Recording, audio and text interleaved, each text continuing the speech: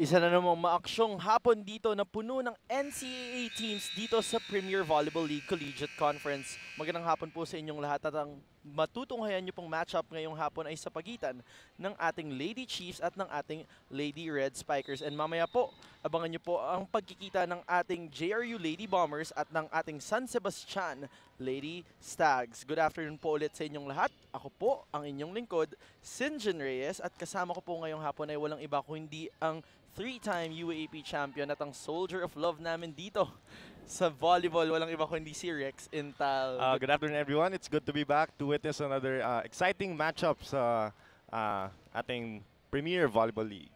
Yes, and eto na nga Rex, we are in our collegiate conference na. So, it is the future volleyball stars na abangan natin dito sa PVL na makikita natin today. And paalalahanan natin ang ating mga kapamilya that they're catching us via live stream through the #1 sports website of the Philippines, that is sports.abs-cbn.com/livestream/PVL. At Rex, syempre pwede nila tayong matunghayan or makita ng mga bagay tungkol sa PVL through the PVL's official website, that is premiervolleyballleague.com. At Rex, we are in live streaming, so ang focus natin ay yung mga kapamilya natin na nandyan, na nanonood at pwedeng mag-tweet sa atin. So ano bang pwede nilang gawin para sumama sa atin dito? Siyempre, you can also join our conversation using the tweet or hashtag PVL on ABS-CBN. Yes, and Rex, bago tayo magkalimutan, let's start our coverage by looking at ano na nga ba ang nangyari dito sa ating 4th day ng PVL. How are our standings? So sa day 4 of the PVL Collegiate Conference, sa Group A, naunguna ang top 3 UAP schools, Ateneo, FEU, and NU.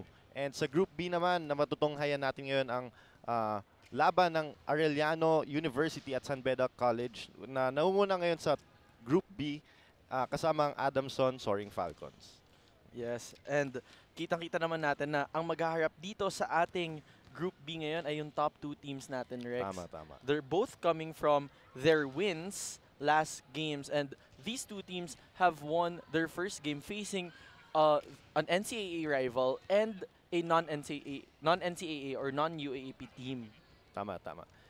According to the game last September 2, Arellano defeated CSB in straight sets. Defending champion Arellano University won with straight sets 25-20, 25-22, and 25-17. Jovelyn Prado led the way with 14 points for the Lady Chiefs, which enthroned the Lady Blazers in NCAA Season 92.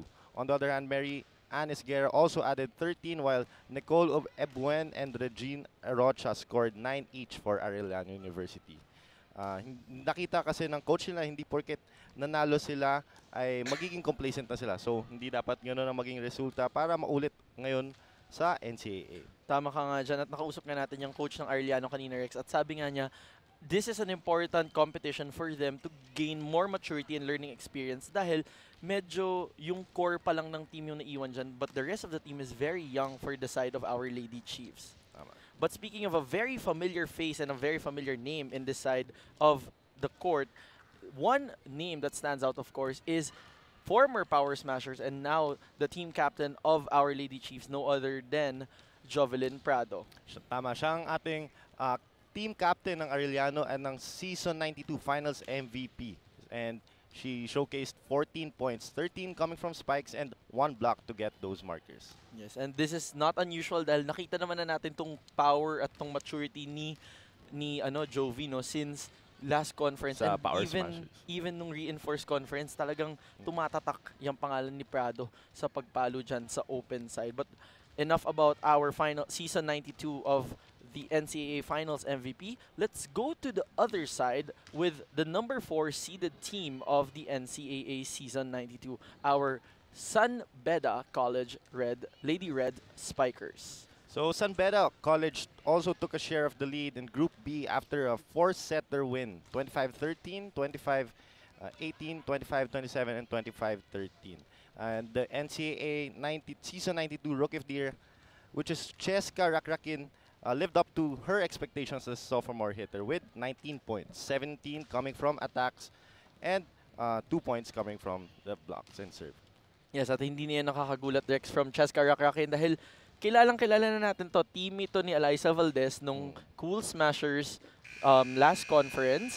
At isa siya sa mga nag-hold doon sa mantle ng Cool Smashers, lalo na nung nawala si Eliza to compete for the national team. And seemingly so, Rakrakin is now performing as a star here, as a bright shining star here for the side of our Lady Red Spikers. Sabi nga ng coach nila is she gained experience and maturity and magamit niya to sa paglilid sa kanyang team ngayon na kahit sophomore pa lang siya. Yes, at kitang-kita naman with her performance last game, 19 points agad ang binigay nitong si Cheska Rakrakin. And she is ready to rock and roll nga, ika nga natin dito sa ating coverage. Pero Rex, before we move on any further, why don't we remind them again how to join us here in our live stream? So you can join us by tweeting at ABS-CBN Sports and use the hashtag PVL on ABS-CBN for your thoughts and comments on the match. At syempre mga kapamilya, pwede nyo rin po kaming samahan sa Instagram by checking our official Instagram page, that is at ABS-CBN_sports.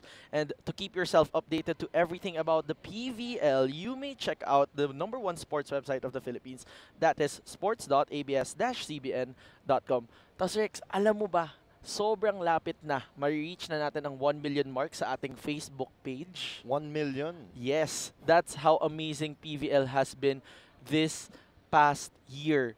In just its first season, naka 927,000, almost 927,000 likes na tayo sa Facebook page. Kaya mga kapamilya, tulungan nyo po kami paabutin yan ng 1 million. And now we will be starting our match here on this day. Introducing our officials for this match. First referee, international referee Nestor Beda. He will be assisted by national referee Oliver Bora. Our starting lineup for the Arellano University. Number 13, Regine Arocha. Rhea Ramirez, number 5. Jersey number 14, Andrea Marzan. Dominic Prado, team captain, number 18. Hello. And now we are back with our starting 6 from both sides of the team. Rex, we are now having the call out of our Arellano University Lady Chiefs here. So we have Barbie Marzan, Marian Esguera. Ayan, medyo niloloko nila tong si Ebuen. Medyo lumayo sila kay Ebuen. So is it so what can you say about the starters on the sides of our Arellano Lady Chiefs? So we had a chance to interview the Arellano coach earlier, and sabi niya isa lang naman ang nag-graduate sa starting 6 and intact pa naman ang kanyang team at mataas ang kanyang expectations and ma-defend din ang crown this coming NCAA season. At syempre, sinabi din yan kanina ni Coach Obet na hindi lang mahalaga yung NCAA, kundi pati ito din. Simulan na nila yung kanilang campaign dito ng maaga. Syempre, dahil itong pinakamalaking league prior to sa NCAA season nila. And pumunta naman tayo sa kabilang panig, Rex. We have the first 6 call out on our Lady Red Spikers. Syempre, andyan si kanilang A-Spiker, si Cheska Rakrakin, and ang twin sisters, sila Viray, Espiritu, Cuevas, and Paras as libero. Yes, and si Paras, rookie pa lang siya, pero malaki ang tiwala ng kanilang coach sa kanya. Yes, yun nga ang sabi kanina sa atin ni Coach Mesho. At tingnan mo naman, itong ating Lady Red Spikers, very intact pa din. And these are the usual 6 names that we saw even in the last game. So let's see. Sino kaya dito sa dalawang coaches natin, NCAA coaches natin, ang unang pipitik dito at baka may palitan bang mangyayari, or will they stay with their first 6? We are now starting the match with a serve from the Lady Red Lions. I mean the Lady Red Spikers. Rakrakin on the tip. Babawi si Marzan. Marzan ang unang pumuntos dito para sa ating Lady Chiefs. First blood drawn by our Lady Chiefs, Rex. What can you say about that? It was a quick spike pero medyo slow pace pa ang game ngayon dahil wala pang magandang reception. So, yun ang hinihintay ko eh. Ramirez on that serve. Touch net. Touch the net. Ball for 7. May palitan tayo dito ng libero sa panig ng ating defending champions ng NCAA. Rex, na-notice mo ba yun? Yes, usually nangyari yun kapag yung isang libero is preferred to receive or at yung other libero naman is preferred to defend. Napakagandang service galing kay Becca Cuevas. Becca Cuevas earned 3 points last game. And talagang she's showing some power there with that jump serve. Free ball given back by our Lady Chiefs. Becca chooses Espiritu down the middle. Kung makikita mo yung mga blockers ng Arellano, nakafocus talaga sa kanila yung si Cheska Rakrakin eh. Yes, kasi syempre yun ang top scorer. Pero Rex, wag yun nating mamalitin itong skills nitong si Yani Espiritu dahil last game, 1 point behind lang siya kay Cheska. Wow. Napakagandang performance din and that means may connection talagang nabubuo itong dalawang players natin, especially yung setter nila papunta sa middle blocker. And to think, middle blocker pa siya nun. Yeah. Ibig sabihin, kapag mga free balls, usually binibigay yan sa minsan open, minsan middle, pero yung mga pangit na receive, kadalasan sa open. So, bihira lang talaga mabigyan ng middle. So, si Espiritu, mataas talaga ang kanyang consistency. And that just also shows, Rex, na maganda din ang depensa na pinapakita dito ng ating Lady Red Spikers. Tama. But going back to our match, medyo nahihirapan sila doon with the last to play as the Lady Chiefs tied the match at 3-all. A bit of miscommunication doon. Nagkatingin na lang sila, hindi na sila nakukuha ng bola. Ano yun, Rex? Yan ba yung bagay na sinasanay nyo during training na dapat, kunyari, pag yung setter makakuha ng first ball or miscue yung pagkuha ng first ball, iba ang kukuha ng, sinong kukuha ng bola? As much as possible, hindi pinapakuha ng first ball ang setter. Kasi second ball dapat nakukuha ng setter. Siyempre, para maset niya. Yeah. But for example, mapunta kayo sa situation na nakuha ng setter yung first ball, may pag-uusap ba yan sa team na parang, ang kukuha niyan utility spiker? Tama, may naka-assign dyan. Minsan, palagi utility spiker, pero minsan, iba yung, depende kung ano yung mas prefer ng team. Kayo ba, sa nung Ateneo days mo, since you have graduated from Ateneo already, who was assigned to get the second Sa ball? team namin, usually yung kukuha ng second ball is yung mga nasa back row. Pero since ako, hindi maasahan masyado sa depensahan, iba yung inaasahan. Hindi naman sa hindi maaasahan. Lumalabas lang dahil papalitan ng libero. But going back to our match, tatlo na ang inangat ng defending champions from the NCAA dito. And we still have Barbie Marzan on the service deck. Ooh. That ball doesn't cross over the net for Marzan. On the other side, number 10, Yani Espiritu with 18 points last game, now serving. Strong serve. Ramirez, inangat para outside. Lumabas. Oh, it goes in. Oh, there's a call by a referee that ball goes in. Hindi natin nakita. Pero it touched the corner daw. And that is a judgment call given by our first referee, of course, here in our match. So we still have Jovi Prado on the service line.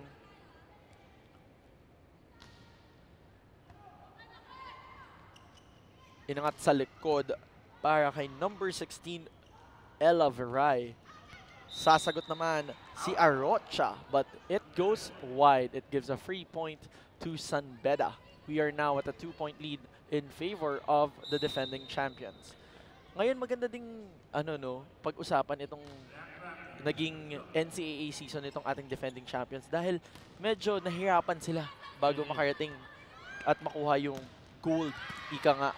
Yeah, that's because last NCAA conference ay nagkaroon tayo ng step ladder format. Yes, and that is because of the sweep that San Sebastian had during that year with the leadership of Gretchen Soltones. But what happened was tatlong beses din silang natalo. They had the thrice Arellano. advantage, but they were also thrice beaten. by That's Arellano. very similar to the season 76 run of our Lady Eagles, who are also playing here in Group A. But speaking about their NCAA counterparts, nauna sila sa first technical timeout. Magbabalik po kami dito sa inyong volleyball habit. At nagbabalik po kami dito sa PVL Collegiate Conference. Gabi, medyo naninibago pa akong sabihin yun, Rex. And according sa first technical timeout pa lang, meron ng 4 attacks ang Arellano and 3 unforced errors. And sa San Sebastian naman, 2 attacks and 1 service ace and 4 unforced errors. So wala pa tayo nakikitang sa blocking department. At medyo wala pang pattern na nangyari. Pero Rex, mukhang early on this match, mukhang may bumabati na sa'yo dito ng advance happy birthday to my partner Rex and Tal coming from It's Me_Rochelle. Thank you, Rochelle. I know Rochelle personally. Best friend mo? No naman. Okay. And Siguro nakita niyo yung mga pinapost ko kagabi. kagabi. Pero mukhang that gives you a lot of energy today, Rex.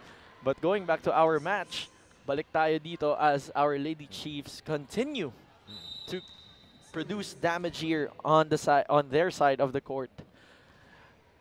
We now have Ebuen on the service line. Yes, Rex? Napansin ko kasi yung Arellano, last 2 points nila, lahat drop ball. So, kailangan ng more communication dito sa San Beda. Yes, at medyo wala pa tayo nakikitang mga solid na powerful hits. Tama. The first was Rakrakins earlier, but hindi na nasundan dito on the side of our Lady Red Spikers, Rex. And we can see Cheska Rakrakin talking to her teammates. So, ito yung sinasabi natin, nadala niyang maturity at leadership. Siyempre, Cheska Rakrakin being a sophomore only here for our Lady Red Spikers, but showing a lot of leadership as Virai hammers that last play. Nice point there coming from Isa Virai. Nako, medyo magkakalituhan tayo dito dahil may dalawang Virai na kambal pa nga sila. And this team is actually filled of siblings. Meron din tayong dalawang Rakrakin sa lineup ng ating Lady Red Spikers. Isa Virai ulit ang pumalo, and that's Back-to-back points. off the hands of our Arellano player. Actually, both of her spikes were down the line. Yeah. At medyo talagang pinaluan niya talaga. So I guess we would see more of that down the line hit kapag patuloy-tuloy na gumagana. Yes. And very interestingly so, ang nasa service line ngayon ay yung kanyang kambal na si Ella Virai. Prado scrambling for that ball. Cuevas with a drop shot. Easy Lucky taking hit, there. lucky hit. It hit the net eh. Hindi Yes. tumama sa blockers ng San Beda pero it hit the net. And it was a lucky point for the Arellano middle blocker. Yes. And that is Esguerra, who scored 13 points last match just behind Prado. So we see both these teams medyo equally matched sila, no, dahil open spiker ang top scorer at pumapangalawa lagi ay isang napaka-formidable na middle blocker. Balik tayo sa ating matchup. Nice back row play there for Ella Virai. 2 puntos ulit ang hinahabol dito ng ating Lady Red Spikers. We now have number 13, Paras, on the service line. Esguerra, she's denied by the blockers. Inangat para kay Isa Virai. Nandun si Flores. Sa open naman pupunta. Wow. What a play there for Arocha. Medyo balilikod yun, Rex. Zone 6 ang kanyang tinarget. Rex, ang tatanong ko sana, kasi lagi nating narinig yan sa mga coverage, no? Lucky hit pag tumatama sa net. What does the ball hitting the net do? What does the net do to the ball when it dumadaan siya Siyempre sa net? kasi pag tumatama siya sa net, it's quite unpredictable kung saan siya mapupunta. Kasi kapag nandyan yung blockers, alam mo kung saan ka magde-defend eh. May butas yan sa kamay nila, sa blockers, then doon ka didepensa. Pero usually kasi pag tumatama sa net, medyo nag-iba na yung trajectory or mag-iba Yung na tempo ng bola. Kaya mahirap na talaga basahin kapag ito. Pero usually, that confuses the defenders. Yes. But for the spiker, kaya siya nagiging lucky hit dahil maswerte, dahil medyo matutulungan siya ng net eh. And wala namang sadyang tumatama sa net talaga. Yes. Siyempre, yung goal mo is matawid nga yung bola sa net. Pero that's very interesting kasi nga, commonly narinig natin yan na lucky, pero the question is, bakit nga ba nagiging lucky yung mga ganyang mga palo? Siguro mga miss-hit ng or mali yung tama sa ano, pero pumapasok pa rin. Oo. So, kaya tinatawag na lucky. Kasi you weren't intending to do that, pero pumasok pa rin. Yes. And makakita na nga tayo dyan minsan, no, yung mga gumagapang pa sa net, tapos biglang tatawid. But going back to our Minsan match, tinititigan pa natin kung saan babagsak. kung uhulog ba o hindi. But going back to our match, medyo nahihirapang humabol dito ang ating Lady Red Spikers. Nagkakaroon ng frustrations ngayon ng Lady Red Spikers. Lumaki na yung lamang eh. Yes, yung previous error kasi nila was yung wrong rotation. Or lumampas ata si Espiritu or si Rocket. Sa line. Going back to our match, there's a 5-point lead for the defending NCAA champions. And they have the service. Let's see saan nila dadalhin ang service nila for today. Ebuen on, rather Arocha there on the service. A very good target. Makita mo iniwasan niya talaga yung target sa libero eh. And nakatingin talaga siya sa kay number 9. That is Isa Varay. So medyo si Isa pa lang tinatarget dito ng ating Lady Chiefs today. Let's see where Arocha brings her ball. Varay ulit. Soft touch there for Yani. Inangat para kay Isa. Strong hit there. Ooh, no one was there for the coverage. Ang dami na nila doon. Mga 4 sila. Nagtitigan.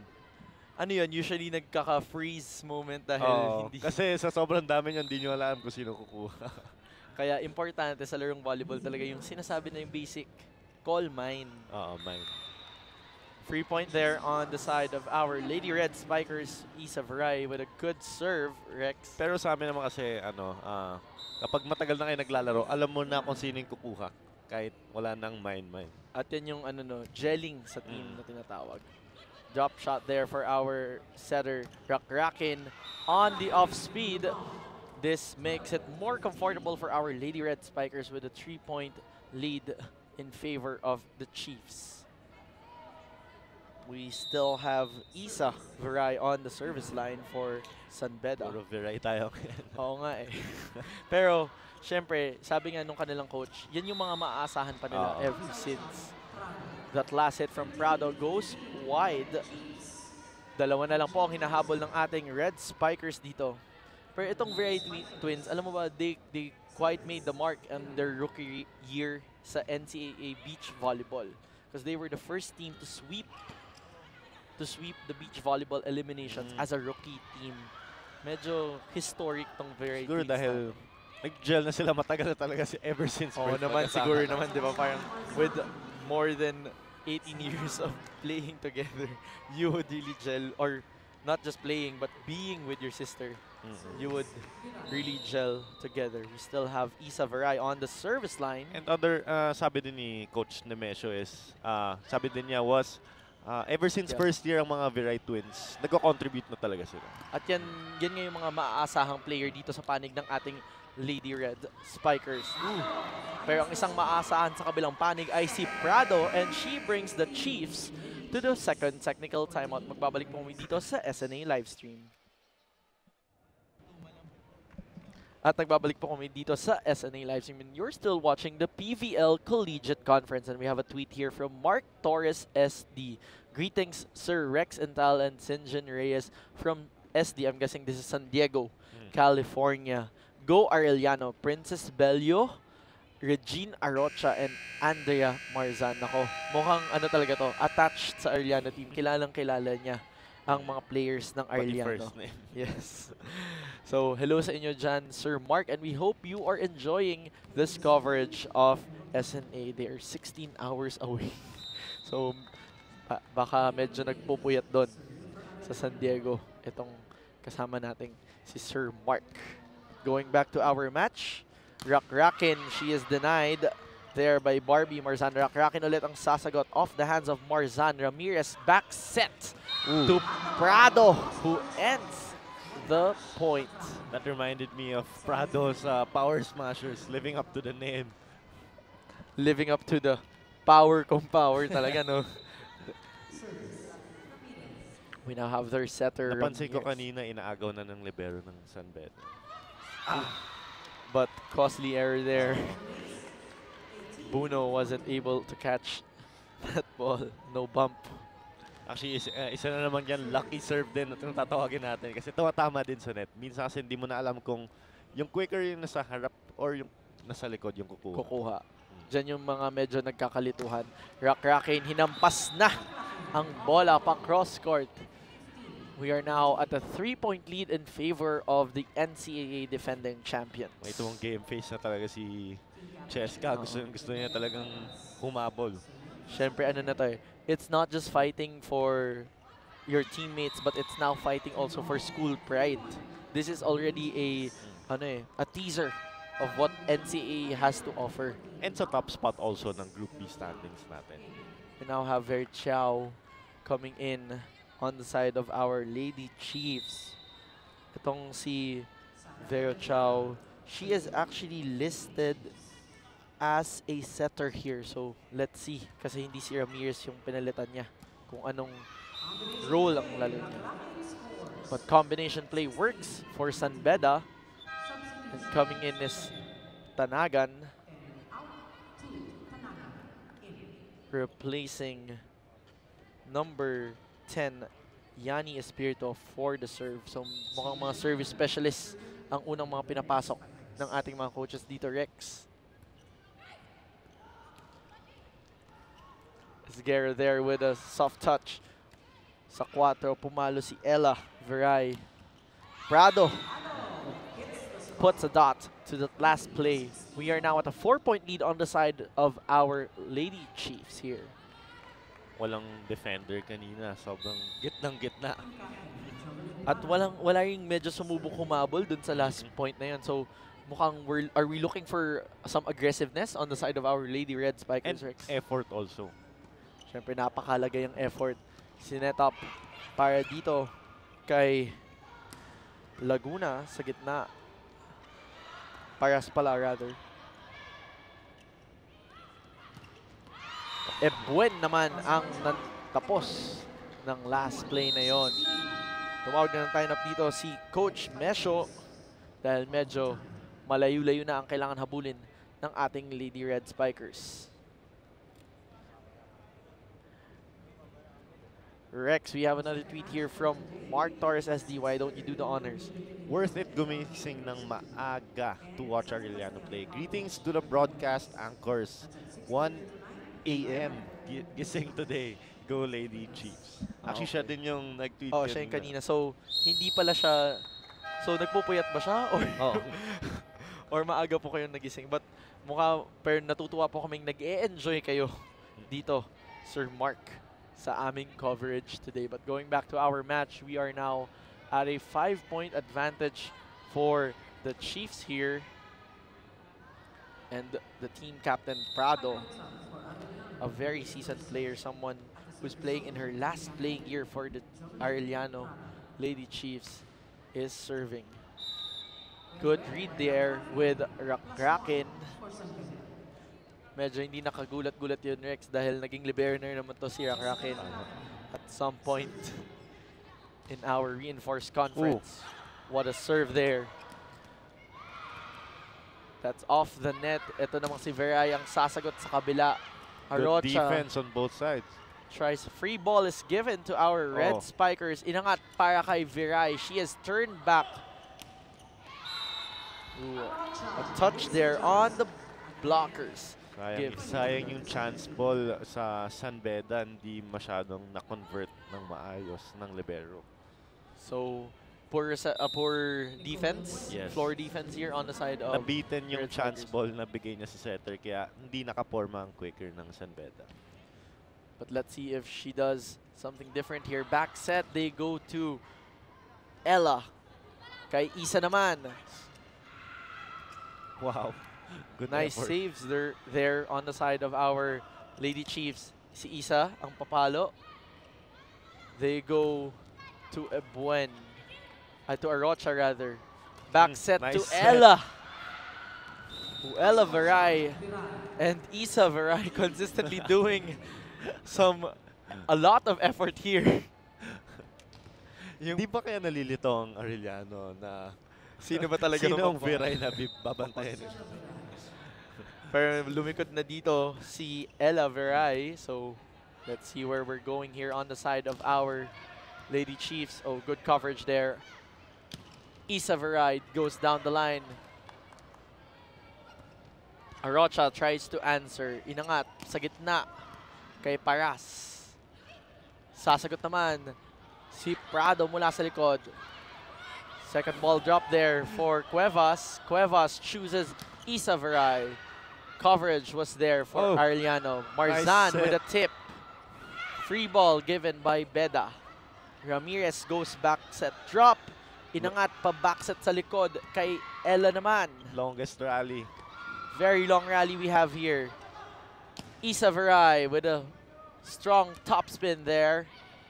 Arocha naman. Ooh, that hits perfectly in for our Lady Chiefs. Kala mo di na matatapos. Good effort on both sides. Arellano, 6 out, 14. Marzan, in. 2 out, 4. Balanova, in. Papasok naman dito si Balanova para mag-serve para sa ating Lady Chiefs at balik na naman sa kanyang pwesto dito si Barbie Marzan. Baka medyo familiar na po tayo dun sa mga ibang pangalan dito sa Lady Chiefs. Well, 4 of their starting 6 played for the Power Smashers in the Reinforced and Open Conference. Kaya medyo familiar yung mga pangalan dito sa panig ng ating Arellano Lady Chiefs. 4 po ang hinahabol ng Lady Red Spikers. Yes, and there's another substitution here. Was it a 4? No, it wasn't a 4-2 substitution, but service specialist and another middle blocker comes in. Marzan is denied. Arocha naman, turned back by the net. 3 na lang. And attack points, Rex, kung titingnan natin ngayon. The Lady Chiefs, they're more successful sa kanilang attack percentage. And they dished in 15 attack points while the Lady Red Spikers chipped in 11 only. Marzan with a soft touch there, Rex. Sasagot sa kabila. Isa Veray down the line. Ooh, sharp hit there. Arocha naman. Rakin was able to get that. Ella Veray from the back row. Goes long. Sayang yun. And that gives the first set point to our Lady Chiefs here in our first set. Kaya first set medyo mahaba-habang rally. At First set point. oo. Hindi, pero first set pa lang, Rex, mahaba-habang rally na yung mga napapanood natin dito. At grabe yung mga coverage at depensang nakikita natin dito, di ba, Rex? Tama yan. Arocha there for the service. Inangat ni Cuevas para kay Espiritu sa gitna. Net touch gives a free point to our Lady Red Spikers. We are now at a 3-point disadvantage for the Red Spikers, and let's see where they would bring this serve. Isang good news sa kanila is Cheska is nasa front line na. And their leading scorer. At titingnan natin kung kay Cheska nga ba dadalhin. Pero itong si Coach Obet mukhang gusto ng manigurado dito para sa Arellano, no? Medyo tumawag na siya ng timeout para sa panig ng ating Lady Chiefs. Rex, what adjustments do you think would Coach Obet want to give? Siyempre, they want to finish this set. Kapag ganyan, yung thinking nila hindi to finish the set, but to just score at 1 point. Yun lang. And to execute properly. So, kailangan isa-isa lang ang kuha muna ng puntos dito. Dahil isa lang naman na ang kailangan nila, de Rex, para matapos itong set na to. Ang kailangan nila is good receive, good reception, and to execute the play properly. Oh, service ace. Good service ace there on the side of our San Beda team. Maganda tong pinapakita ni Isa Veray. Napakaaga pa lang, no? Tama yan. Actually, both Veray sisters. Nice floater there. But Prado says we end this right now. And the first set ends with a 3-point advantage for our Lady Chiefs. Magbabalik po kami dito sa SNA Livestream.